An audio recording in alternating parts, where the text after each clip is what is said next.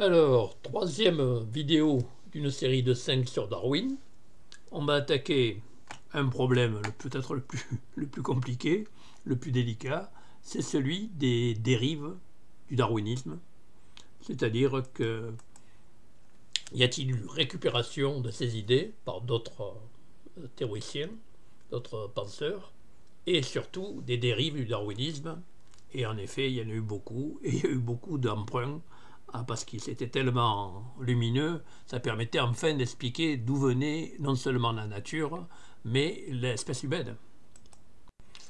Alors, un qui était connu à l'époque, qui est moins connu maintenant, bien qu'il ait inventé le mot écologie, hein, c'était pas n'importe qui, c'était Ernst Haeckel, qui était professeur de zoologie à l'université, et qui a trouvé que c'était génial parce que ça permettait de régler le problème de l'origine de la création, c'est-à-dire de l'origine de la nature, des animaux, des plantes et de l'homme. Ce qui était un sacré problème, qui n'avait pas de solution, il n'y avait pas de solution que biblique.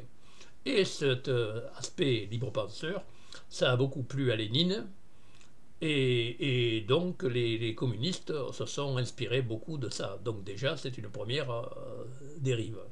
Et puis, cet Ernst Haeckel, ce professeur, il était pan-germaniste, c'est-à-dire qu'il était très patriote de l'Allemagne, et on va voir que ça a eu aussi des effets sur les nazis. C'est à l'origine, enfin une partie, de la supériorité aryenne, etc.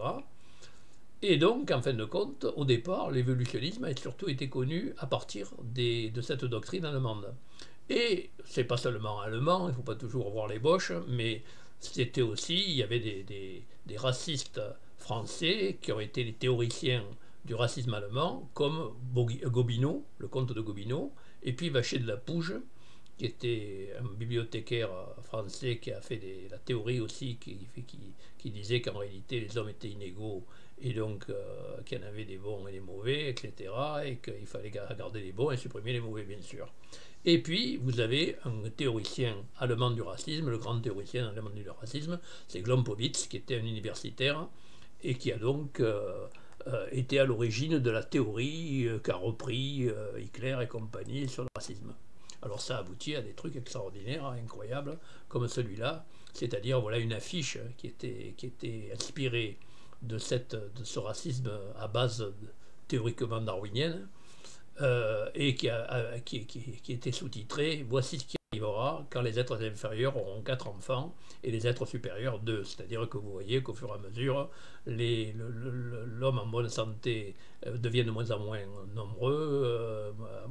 Par contre, les tarés augmentent, d'où ce qu'ont fait les Allemands, les nazis, quand ils ont supprimé tous les gens qui avaient des problèmes. Passons, vous connaissez tout ça, au moins pour le principe. Alors, un autre qui a été beaucoup plus connu que Darwin à l'époque, qui était un applicateur de Darwin aux États-Unis, c'est plus l'Allemagne, c'est plus l'Europe, c'est les États-Unis. Darwin n'était pas tellement connu, mais par contre était très bien connu, Spencer, qui était un philosophe ingénieur des chemins de fer au départ, et qui a repris le darwinisme parce qu'évidemment c'était tellement intéressant que tout le monde s'est jeté sur cette théorie qui expliquait la création en fin de compte. Et alors, en particulier, ce qu'il y avait de très fort dans ce Spencer, c'est qu'il a dit aux capitalistes, puisque vous avez les grands capitalistes, les plus grands capitalistes qu'on ait connus, c'est-à-dire Carnegie, Rockefeller, qui ont créé le capitalisme, et bien, le libéralisme social, eh bien, poussé à l'extrême, eh bien, ils étaient un peu gênés parce que tout le monde leur disait que c'était d'affreux profiteurs et qu'ils faisaient suer le burnous, c'est-à-dire les ouvriers, qu'ils étaient des exploiteurs.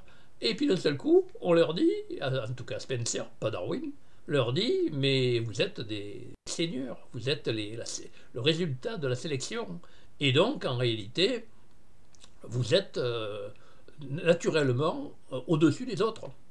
Donc, évidemment, ça renversait le rapport de force, ce qui fait que Spencer a été très bien vu, alors que Darwin n'était pas d'accord du tout. Et donc, c'est une dérive qui a continué longtemps, puisqu'encore en France, il y a 20 ans, on croyait beaucoup de gens en particulier en sciences humaines, confondaient darwinisme scientifique et darwinisme social, qui lui a été refusé par Darwin d'une manière très nette dans ses écrits. Alors, évidemment, les socialistes, les marxistes, Engels, a trouvé ça génial parce qu'enfin, on pouvait se passer de la Bible.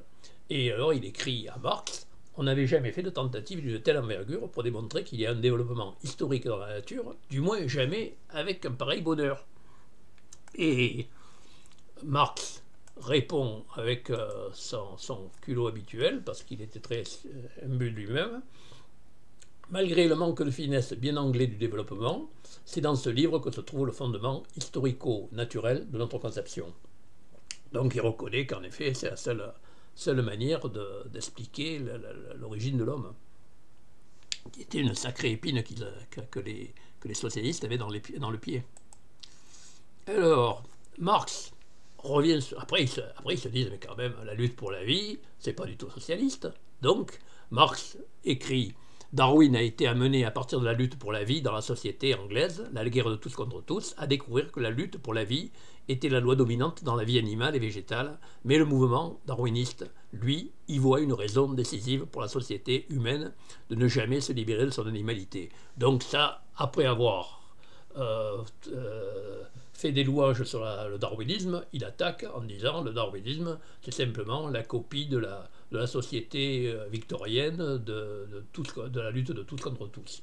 Et Engels aussi prend ses distances par rapport à Darwin, qu'il a compris qu'à moitié. Dans la doctrine de Darwin, j'accepte la théorie de l'évolution, mais je n'admets pas sa méthode de démonstration, lutte pour la vie et sélection naturelle, qu'en tant que première expression provisoire et imparfaite d'une réalité nouvellement découverte. Donc, après avoir dit que c'était très bien, ils disent que c'était très mal. Et vous avez encore pire, vous avez Lysenko, qui était un généticien de très mauvais niveau d'ailleurs, qui en Russie, à l'époque de la Grande Russie, de l'URSS, a considéré que la génétique, c'est-à-dire le darwinisme, c'était une science bourgeoise, et que par contre, il fallait, entre l'hérédité, c'était inventé par les Américains et c'était complètement pas scientifique. Par contre, l'éducation, c'était beaucoup mieux, c'est-à-dire l'acquis, c'était beaucoup mieux. Donc, il mélangeait, il a expliqué ça à Staline, qui a été convaincu, parce qu'en fin de compte, pour faire des hommes nouveaux, ben, il vaut mieux éviter tout ce qui est génétique, bien sûr, ça fait une base complètement neuve, on peut faire ce qu'on veut avec, puisqu'il n'y a plus de génétique. Et ça a duré de 1935 à 1965, donc la Russie en est sortie relativement récemment, ce qui est quand même incroyable.